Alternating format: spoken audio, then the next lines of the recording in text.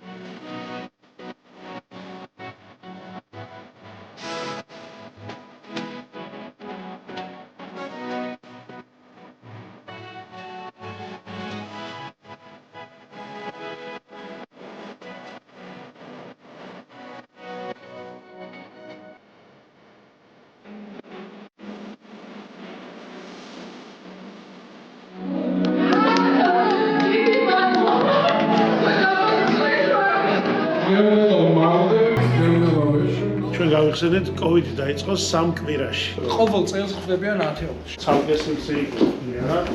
სამგე დამოუკიდებელი შემოსასვლელია ფუჩის მხრიდან. გემოვნებით არის გაკეთებული ყველაფერი. ბატონ დავით ძალიან მიხარია პირველ რიგში თქვენი ნახვა. მაინტერესებს თქვენი მოლოდინი რა იყო ამერიკაში რომ მობრძანდებოდით და აი აქ რა დაგხვდათ. მახსოვს რამდენიმე წლის წინ ჩვენ შევხვდით ზუსტად ამ დროს და სარგებლობის შემთხვევით და მინდა ყველას მიულოცო დამდეგი ახალი წელი, შობა და ასევე ის დიდი წარმატება და დიდი გამარჯვება, რომელიც ჩვენმა ქვეყანამ სულ ცოტა ხნის წინ მოიპოვა. მხედველობაში მაქვს საქართველოსთვის კანდიდატის სტატუსის მინიჭება და რაც შეეხება თქვენს კითხვას მოლოდინებთან დაკავშირებით სანამ მოლოდინებს მეტყვით აქვე არ შემძლია არაუღნიშნო ბატონმა დავითმა თავისებურად აღნიშნა ჩვენი ევროკავშირის წევრობის სტატუსი. ეს იგი სახელმწიფო დეპარტამენტიდან ამერიკის დაპატიჟა სტუმრები.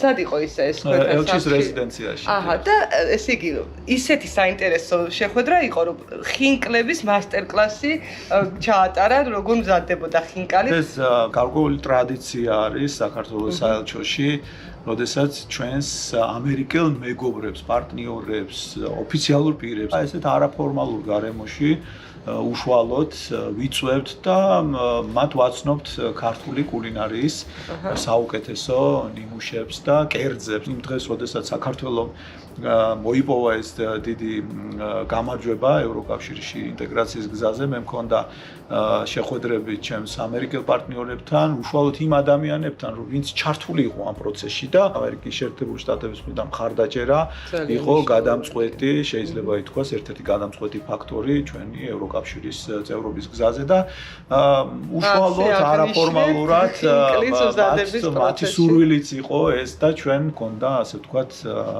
ეგრეთ წოდებული master class-ები. მე მგონი ყველა ძალიან მონდომებული იყო, რა თქმა უნდა, ყველა გამარჯვებული იყო, ვინც იქ მოვიდა. გამორჩეული წინსვლები იყო ინგლისურ ენაზე, ხინკლის დამზადების რეცეპტი იყო, ასე ვთქვათ, გამოხატული და ძალიან დიდი ენთუზიაზმით და სიხარულით შეხვდა ყველა. ყველა თითოეულმა მათგანმა ეს საჩუქრად მიიღო ამ, ასე ვთქვათ, ჩვენი შეხვედრის შემდეგ.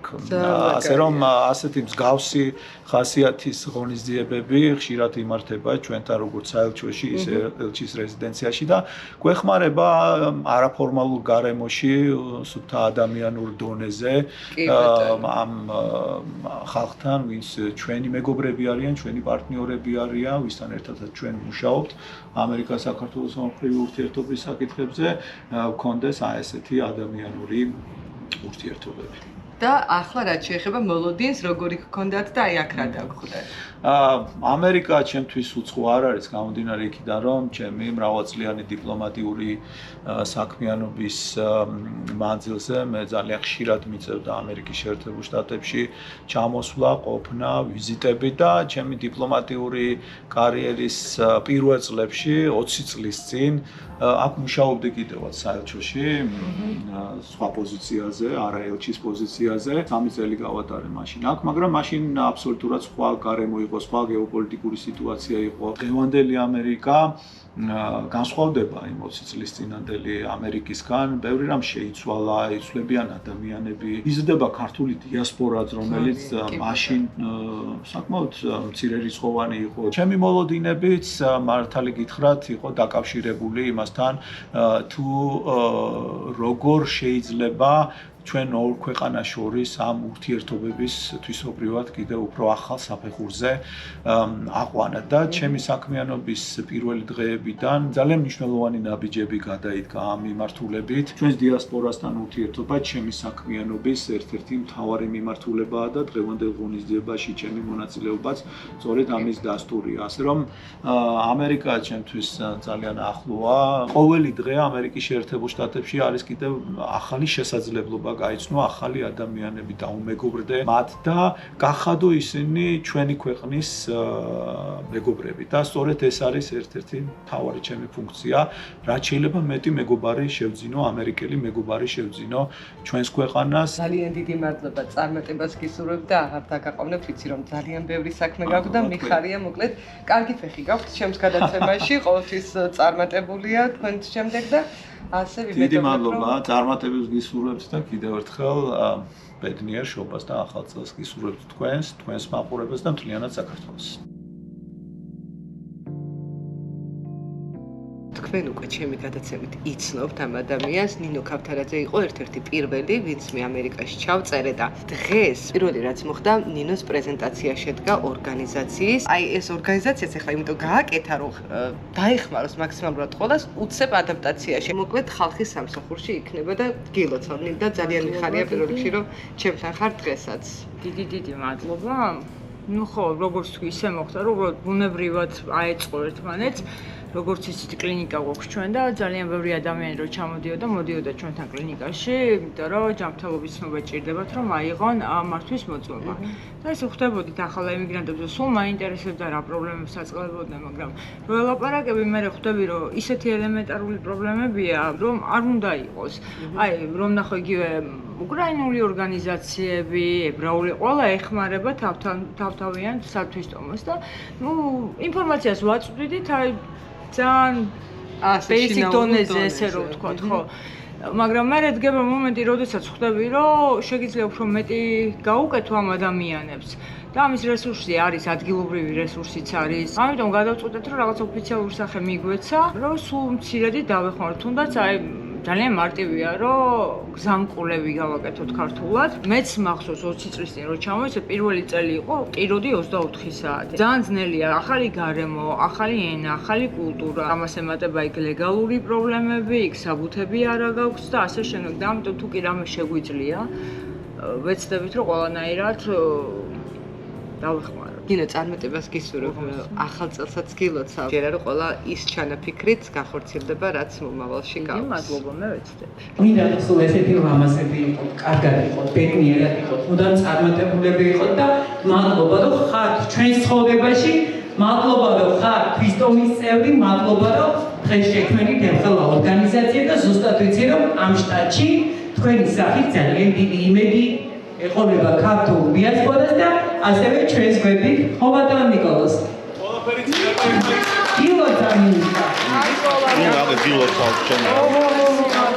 ჩვენ პანდემიის დროს ცხოვრობთ უყუროს პროექტში დავდგომოდეთ და არ გამოიწვია უმეტი პირველი ადამიანი რომელმაც გამოგვიხმაურა და პროექტში დგომა ამგიქვა იყო ინო ქავთარაძე რომელიც კოვიდიანი ვიდეო გადაცემებით და ჩავთვლით აგრძელებდა დახმარებას ქართული საფუძვლისთვის.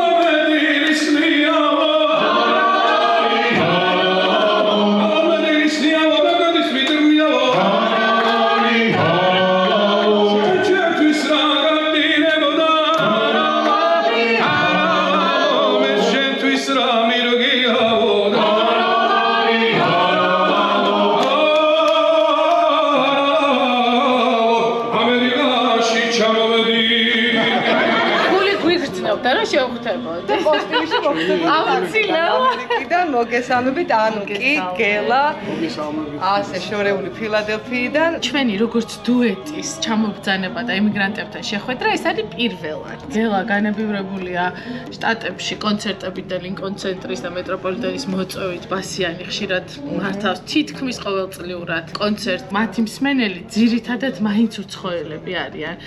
ეს ანშლაგები და სოლდაუთი არის მუდამ, მაგრამ 95% არის უცხოელი მსმენელი და ჩვენი მსმენელი არის ჩვენი ქართველი ემიგრანტები. იმდენად ემოციურია ემიგრანტებთან შეხვედრა, როდესაც იცი რომ იმ ადამიანს 10, 15, 20, 7 წელი თავის საკუთარი შვილი, ოჯახი არ უნახავს, საქართველოს ენატრება, როგორია დედაქალაქი, როგორია მისი კერა, სადაც ის ცხოვრობს და რაღაცა ის ყველაფერი ჩამოგავს და მაგას ვამბობ, იმდენად დარდიანიც არის, სიხარულიც ავსეც არის. აი, არ შემიძლია არ აღნიშნო ადამიანები, რომლებიც პირველად ნახეთ, პირველად გავიცანით, რამხელა სითბო, რამხელა სიყვარული, რამხელა ყურადღება გამოხატეს ჩვენს მიმართ.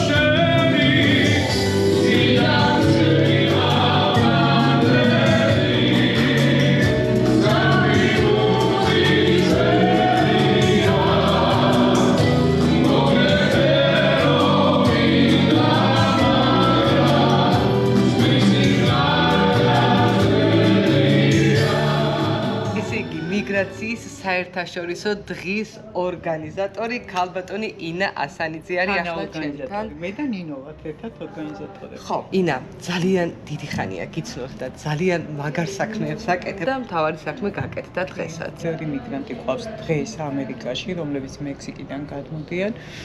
მე ვთვლი, რომ ეს აუცილებელია ესეთი შეხვედრები, რადგან აქ იყო განხილული სხვადასხვა ძალიან მნიშვნელოვანი საკითხები, მათ შორის ეს იყო ჯანდაცვა, იურიდიული დახმარება თუ დაზღვევა და დღეს შეიკრიბა ის ადამიანები, ვინც ისე თუ ასე კომპეტენტურები არიან, მუშაობენ სხვადასხვა სისტემაში, იგივე ჯანდაცვაში, იგივე სხვადასხვა კომპანიაში. მაყოფილი ვარ, რადგან დღეს ესწრებოდა ღონისძიებას დავით ზალკალიანი, ესევე თამთარ შეულიშვილი კონსული, რომელიც უშუალოდ მუშაობს ჩვენ თანამემამულეებთან. მინდა თითოეულ მონაწილეს ფორუმისას გადაუხადო ძალიან დიდი მადლობა, იმიტომ რომ გუშინ შეგვაშინეს, გამოაცხადეს რომ იქნებოდა შტორმი, ძალიან ცუდი ამინდ და მიუხედავად ამისა, ჩამოვიდნენ სხვადასხვა შტატებიდან. საღამო შედგა.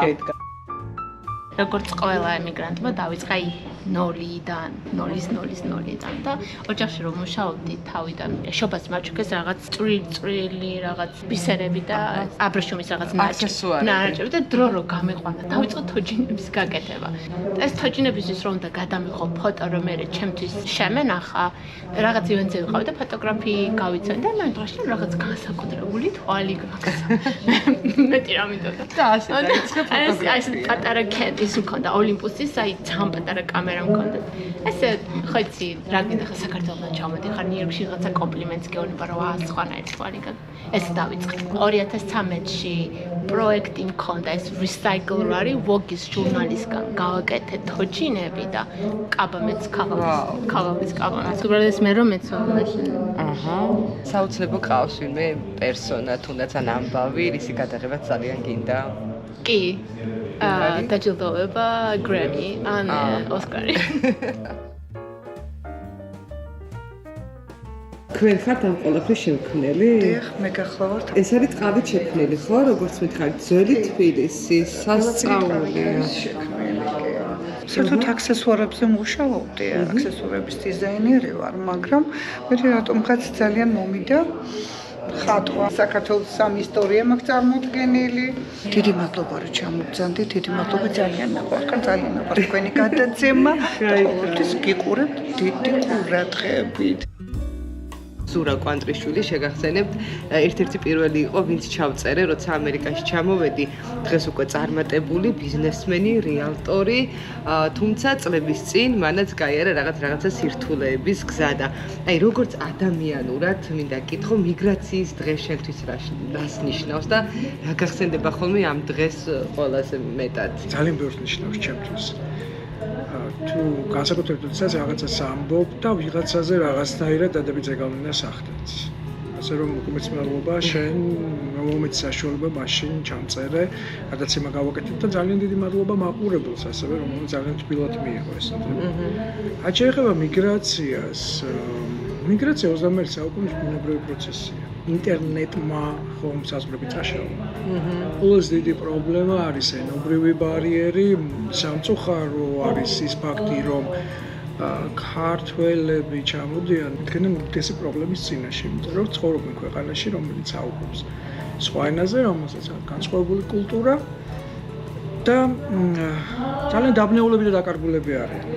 აქედან გამომდინარე ჩვენ გადავწყვიტეთ, რომ რაღაცნაირად ხელი შეუწყოთ ამ ადამიანებს მივეხმაროთ ინტეგრირებაში. მადლობა თქვენ რომ ხართ ზურა გამოცდილი უკვე ემიგრანტები, ვინც სხვებს ასე ეხმარებ. მესმე მადლობა. ჩემი თამარა მიქაძე ულამაზესი, გოგო ჩვენი აფხაზეთიდან. თამარა, შენთვის რას ნიშნავს მიგრაციის დღე? მიგრაციის დღე არის კიდევ ერთხელ შეხსენება იმის, რომ ქართველები ამერიკაში ვართ ერთად ძლიერი, გუნდად შეკრული ინა ასანიძის წყალობით. კონკრეტულად ეს დღე არის ქართული სათვისტომოს ხელმძღვანელობით დაარსებული და ძალიან დიდი მადლობა მას ამ ღონისძიების აი ესე პომპეზურად და ესე აკადემიურად ჩატარებისთვის.